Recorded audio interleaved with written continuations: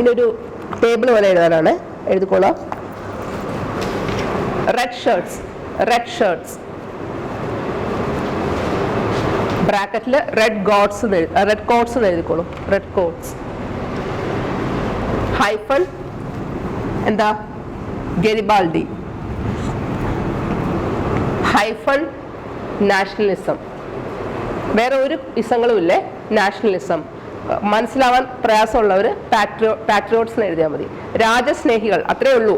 അല്ല അവർക്ക് വേറെ ഒരു അവർക്ക് എന്താണ്, ഞാൻ ഒറ്റയ്ക്കുള്ള ഒരു സംഭവം അവർക്ക് വേണ്ട. നേഷൻ എന്നൊരു കൺസെപ്റ്റാണ്. നിങ്ങൾക്ക് ഡിഫറൻസ് മനസ്സിലാക്കാം. നാസിസം ആണെങ്കിലോ ഒരാളെ മാത്രമേ നമ്മൾ ആരാധിക്കണം. ഫാസിസം ആണെങ്കിലും ഏകദേശം അതുപോലെ തന്നെയാണ്. ഒരാള്. മൊണാർക്കി ഒരാള്. ഓട്ടോക്രസി ഒരാള്, അല്ലേ? പക്ഷെ ഇതങ്ങനെ അല്ലാന്ന് നമ്മുടെ മഹാത്മാഗാന്ധിയെ പോലെയും അങ്ങനെയൊക്കെയുള്ള നാഷണൽ ലീഡേഴ്സ് ഇല്ലേ, അവരെ പോലെ രാജ്യസ്നേഹം, ഒരു സ്വന്തം പ്രൊപ്പഗൻഡ അല്ല. സോ ഫസ്റ്റ് ഒന്ന് കിട്ടിയല്ലോ, റെഡ് ഷർട്ട്സ് അല്ലെങ്കിൽ റെഡ് ഗോഡ്സ്. അതാരാണ്? ഗരിബാൾഡി. എന്താണ്? It's a nationalism like of feeling. Number 2. അടുത്തത് black shirts hyphen Mussolini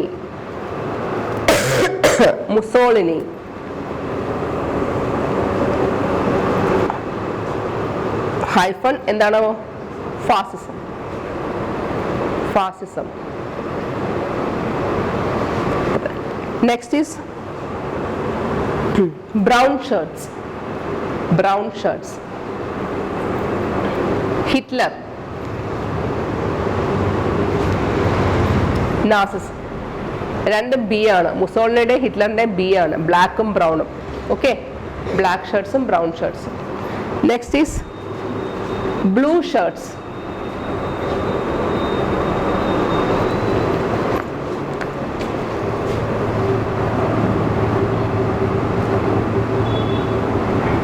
യോൺ of Duffy.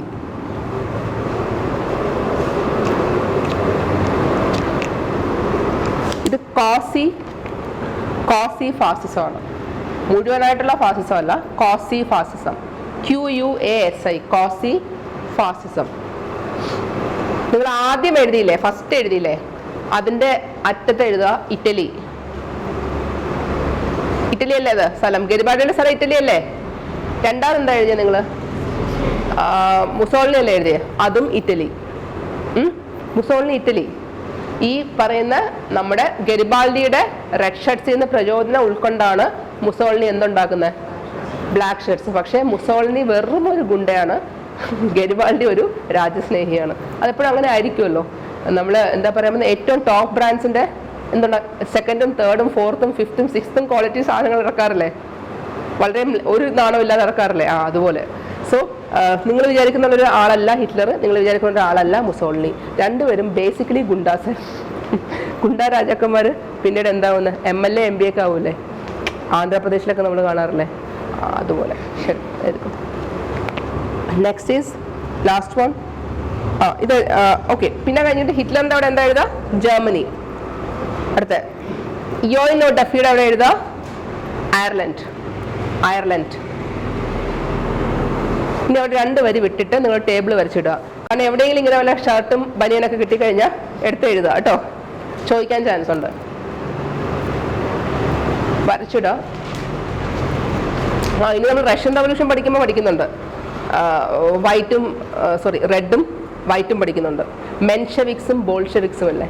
Bolsheviks റെഡും മെൻഷെവിക്സ് വൈറ്റും, അത് പഠിക്കുന്നുണ്ട്. പിന്നെ എഴുതാം, കുഴപ്പമില്ല. സോ ഇനി നിങ്ങൾ ചെയ്യേണ്ട അടുത്ത ഒരു പോയിന്റും കൂടി എഴുതിയിടാം. Red shirts had nothing to do with any fascist or Nazist ideology. ഇത് നിങ്ങളുടെ മനസ്സിൽ വ്യക്തമായിരിക്കണം, ക്രിസ്റ്റൽ ക്ലിയർ ആയിരിക്കണം. റെഡ് ഷർട്ട്സ് അല്ലെങ്കിൽ റെഡ് കോട്ട്സ് എന്ന് പറയുന്നതിന് ഒരു തരത്തിലുള്ള സ്വന്തം ഇച്ഛകളില്ല. അവർക്ക് എന്താ? ജനങ്ങളുടേത്. They are true patriots. അതുകൊണ്ട് മുസോളിനിയും ഗരിബാൾഡിയും അല്ല, ചങ്സ് അല്ല, രണ്ട് എക്സ്ട്രീമിലുള്ള ആൾക്കാരാണ്. So red shirts had nothing to do with any fascist or nazist ideologies. They were pure patriots. ദേശസ്നേഹികൾ. They were pure patriots who bonded ഒരുമിച്ച് വരിക അല്ലേ, bonded together, BONDED, bonded together in the name of national freedom and unity. National freedom and unity. Okay, കിട്ടില്ലേ? So കാര്യം മനസ്സിലായില്ലേ? Italian unification late ആയിട്ട് വന്ന ആൾക്കാർക്ക് എന്തെങ്കിലും കത്തിയോ? ഇറ്റാലിയൻ യൂണിഫിക്കേഷൻ മനസ്സിലായില്ലേ? എന്തെങ്കിലും കിട്ടിയില്ലേ? ഓക്കെ, ശരി. Next heading. ഗരിബാൾഡി ഒരു ലീഡറാണ്. Majorly he's a military man in the sense training കൊടുക്കുന്ന ഒരാൾ. അദ്ദേഹം കുറച്ച് പേരെ പരിശീലിപ്പിച്ച് ഒരു ചുണക്കുട്ടന്മാരായിട്ടുള്ള ആർമി ഉണ്ടാക്കിയെടുത്തു. അതിനെ നമ്മൾ റെഡ് ഷർട്ട്സ് എന്ന് വിളിക്കുന്നത്. അതായത് ഇറ്റലിയിലുള്ള കുറേ സ്റ്റേറ്റ്സിൽ പ്ലെബിസൈഡ് വന്നിട്ട് പോലും അവിടുത്തെ ചാൻസലേഴ്സ് ബഡ്ജ് ചെയ്യാൻ കൂട്ടാക്കിയില്ല. അവർക്ക് ഇൻഡിപെൻഡൻ്റ് ആയിട്ട് നിൽക്കണം എന്ന് പറഞ്ഞു. ഇന്ത്യയിൽ സംഭവിച്ചില്ലേ? ഹൈദരാബാദ്, കാശ്മീർ, ജുനഗഡ് അല്ലേ, ഈ 3 സ്റ്റേറ്റ്സ് ഇന്ത്യയിലോട്ട് ജോയിൻ ചെയ്യാൻ ആദ്യം വിസമ്മതം പറഞ്ഞു. അത് കഴിഞ്ഞ് പാകിസ്ഥാൻ പ്രശ്നമെന്ന് കണ്ടപ്പോഴാണ് കാശ്മീർ രാജാവ് വിളിക്കുന്നത്, നെഹ്റുവിൻ്റെ ഓഫീസിലോട്ട് വിളിച്ചിട്ട് ഞങ്ങൾക്ക് താല്പര്യമുണ്ടെന്ന് പറയുന്നത്. അങ്ങനെ വരുമ്പോഴത്തേക്ക് തന്നെ പാകിസ്ഥാൻ നുഴഞ്ഞുകയറ്റം തുടങ്ങി. നമ്മൾ പോയിട്ട് വല്ലഭായ് പട്ടേലിന്റെ നേതൃത്വത്തിൽ അവരെ തിരിച്ചു കയറ്റി അല്ലേ, 3 ഓപ്പറേഷൻസ് നടത്തിയില്ലേ? അതുപോലെ ഹൈദരാബാദ് ഭയങ്കര അഡമന്റ് ആയിരുന്നു. ഒരു തരത്തിലും ഞങ്ങൾ എന്ത് ചെയ്യില്ല. നിങ്ങൾ ആലോചിച്ച് നോക്കിയേ, ഇത്രയും വലിയ ഇന്ത്യ എന്ന രാജ്യത്തിനകത്ത് ഒത്ത നടുക്ക് തന്നെ ഒരു സ്ഥലമാണ് ഹൈദരാബാദ്. അതിനെങ്ങനെ ഇൻഡിപെൻഡന്റ് സ്റ്റേറ്റ് രാജ്യമാക്കും? എന്തോരം പ്രശ്നം ഉണ്ടാവും എന്ന് ആലോചിച്ച് നോക്കിയേ. കാരണം ഹൈദരാബാദിലേക്ക് ആര് വന്നാലും പോയാലും ഇന്ത്യൻ സർക്കാരിന് ഒന്നും ചെയ്യാൻ പറ്റില്ല. സോ അതൊരു വലിയ പ്രശ്നമായി മാറും. അപ്പോൾ അതുകൊണ്ട് ഹൈദരാബാദിനെ കൂടെ ചേർത്താൽ മാത്രമേ പ്രശ്നരഹിതമാവുള്ളൂ എന്നുള്ളത് കൊണ്ട് ചെയ്യാം. അപ്പോൾ അതുപോലെ ഒരു ഓപ്പറേഷൻ ഇറ്റലിയിൽ നടന്നു. ഇറ്റലിയിൽ പ്ലെബിസൈഡ് നടത്തിയപ്പോൾ എന്ത് പറഞ്ഞു? സ്റ്റേറ്റ്സിൽ 90% സ്റ്റേറ്റ്സും ജോയിൻ ചെയ്യാൻ തയ്യാറാണ്, കുറച്ച് സ്റ്റേറ്റുകൾ തയ്യാറല്ല. അപ്പം അവിടെ ഒന്നും ചെയ്യാൻ കേവറിന് പറ്റിയില്ല. അപ്പോൾ എന്ത് ചെയ്തു? ഗരിബാൾഡിയും ആർമിയും കൂടെ ഇറങ്ങി അവന്മാരെ അടിച്ചൊതുക്കിയാണ് ജോയിൻ ചെയ്യിച്ചത്. കിട്ടിയോ? Italian unification is not similar to German unification.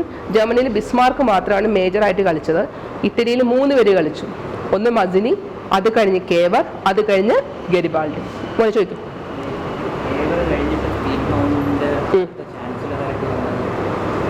ആ എനിക്കത് Garibaldi was not a chancellor. He's a normal leader. He's not from Piedmont, I think. വേറെ ഏതോ സ്റ്റേറ്റ് ആണെന്നോ. ഓക്കെ, സ്റ്റാർട്ട് ചെയ്യാം. Next heading. ഇത് ഹെഡിങ് അല്ല, നിങ്ങൾ ആക്ച്വലി ഇത് നിങ്ങൾക്ക് ഒരു ക്വസ്റ്റ്യൻ വീട്ടിൽ പോയിട്ട് എഴുതാനുള്ളതാണ്. ഞാൻ കുറച്ച് പോയിന്റ്സ് ഞാൻ തരാം. ഒരു ഇയർ എഴുതി വെച്ച് 1815 വിയന്ന കോൺഗ്രസ്. VC എന്നിട്ടാണ് നിങ്ങൾക്ക് അറിയാമായിരിക്കും ഇപ്പോൾ വിയന്ന കോൺഗ്രസ് ആണ്. പിന്നെ എൻഡ് ഓഫ് നെപ്പോളിയൻ ഇറ അല്ലേ, 1815. 1830 to 48. 1830 to 48. Fall of Vienna Congress.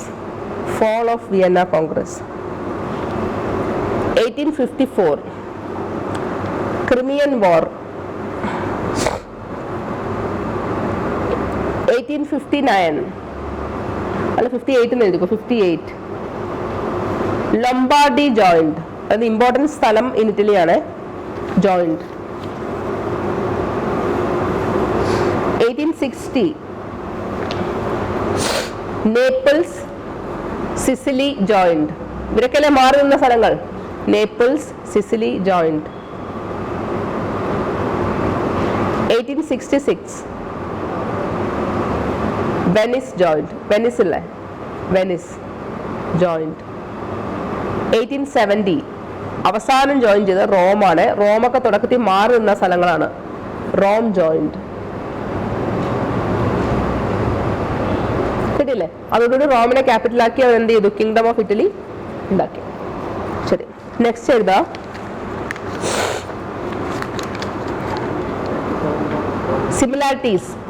Similarities of German unification and Italian unification.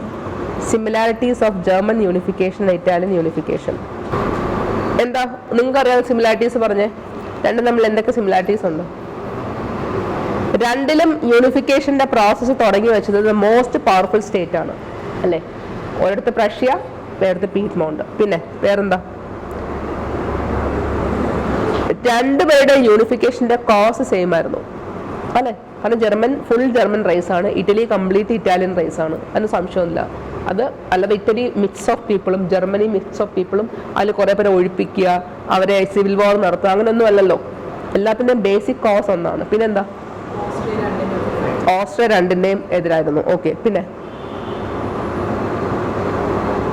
തുടക്കത്തിൽ ഉണ്ടായ ഫെയിലിയേഴ്സ് എല്ലാവർക്കും ഒരുപോലെയാണ്. ഫസ്റ്റ് സ്റ്റെപ്പ് രണ്ടുപേർക്കും ഫെയിലർ ആയിരുന്നു, പിന്നീടാണ് ഗ്രാജുവൽ വർക്കിൽ. അങ്ങനെ കുറേ നിങ്ങൾക്ക് കണ്ടുപിടിക്കാനാണെങ്കിൽ ഒരുപാട് സിമിലാരിറ്റി കണ്ടുപിടിക്കാം. ഞാൻ കുറച്ച് തരാം. ഡിസിമിലാരിറ്റി നിങ്ങൾ എഴുതണം, നിങ്ങളത് ഗൂഗിൾ ചെയ്താൽ കിട്ടും കേട്ടോ dissimilarity. So first one, central theme was same for both. Central theme was same for both.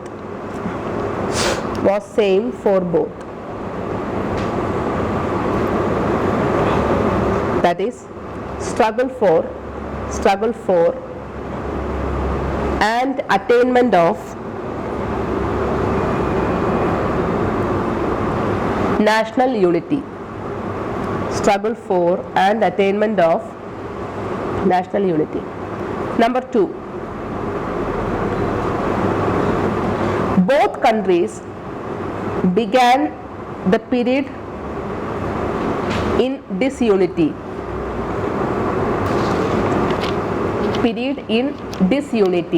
അതായത് അവരുടെ സ്ട്രഗിളിന്റെ പീരീഡ് അവർ സ്റ്റാർട്ട് ചെയ്ത ഡിസ്യൂണിറ്റിയിലാണ്. ആരും പ്രഷ്യ ബാക്കിയുടെ സപ്പോർട്ട് എടുത്തിട്ടാണോ ഡെവലപ്മെന്റ് തുടങ്ങിയേ? അല്ലല്ലോ. പ്രഷ്യ ആദ്യം ഡെവലപ്പ് ചെയ്ത് കാണിച്ചു കൊടുത്തു, എന്നിട്ടാണ് ബാക്കിയുള്ള ഡെവലപ്പ് ചെയ്യാൻ തുടങ്ങിയത്. എല്ലാവരും അങ്ങോട്ടും ഇങ്ങോട്ടും ഡിസ്യൂണിറ്റിയിലായിരുന്നു. അതവർക്ക് ആ സമയത്ത് അതെ, അത് ആ സമയത്ത് അത് ഓസ്ട്രിയയുടെ ഭാഗമല്ല, അത് ഇൻഡിപെൻഡന്റ് ഇറ്റാലിയൻ പ്രോവിൻസസ് ആണ്. No, it's a part of Italy only. അത് ലംബാർഡിയും വെനിസും ആർക്ക് കൊടുത്തതാ? ഇറ്റാലിയൻ എക്സ്പെഡീഷന് ശേഷം ഓസ്ട്രിയക്ക് ആൾ കൊടുത്തതാണ്. നെപ്പോളിയൻ കൊടുത്ത് വെനീസിനെ കൊടുത്ത് ഒതുക്കി, ലംബാർഡി നമ്മളെടുത്തു, അത്രേ ഉള്ളൂ. അതിപ്പം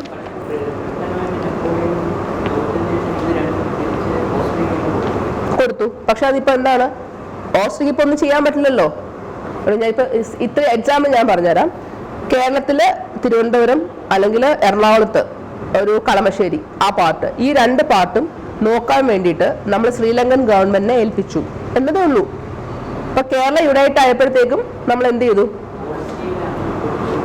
അതെ, അതുപോലെ ഏൽപ്പിച്ചു. അത് അവർക്ക് അതിന് ഏൽപ്പിക്കുന്നത് എന്തിനാണ്? അവർക്ക് റിസോഴ്സസ് എടുക്കാൻ വേണ്ടിയിട്ടാണ്, പ്രൊട്ടക്ഷൻ അല്ല. റിസോഴ്സസ് എടുത്ത് അവരത് ഉപയോഗിക്കുന്നുണ്ട്. ഇപ്പൊ എന്താണ്, ഓസ്ട്രിയക്ക് തലമുക്കാൻ പറ്റുമോ? അടിച്ചു താഴ്ത്തിയിട്ടേക്കുമല്ലേ, അവർക്കൊന്നും ചെയ്യാൻ പറ്റില്ല.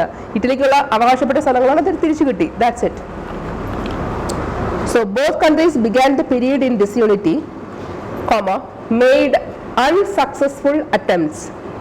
made unsuccessful attempts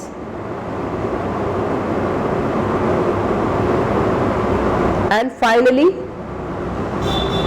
attained their goals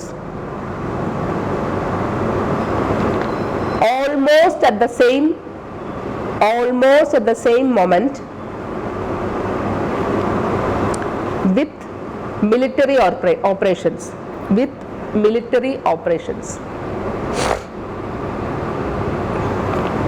Number 3, the strongest states supported the cause of movement. The strongest states supported the cause of movement. Example എന്താവോ? Prussia in Germany, Piedmont in Italy. Example, Prussia in Germany, Piedmont in Italy.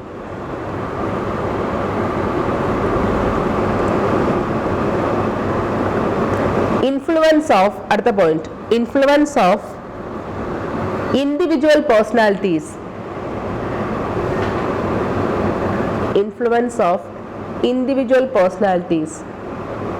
Was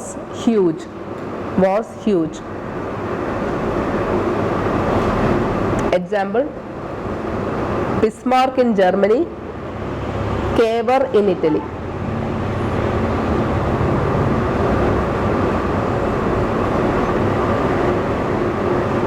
At the point, both had to conquer the blocks from Austria. Blocks from Austria. Austria. Okay, ഇനി അടുത്ത differences എന്ന heading എഴുതിയിടുക.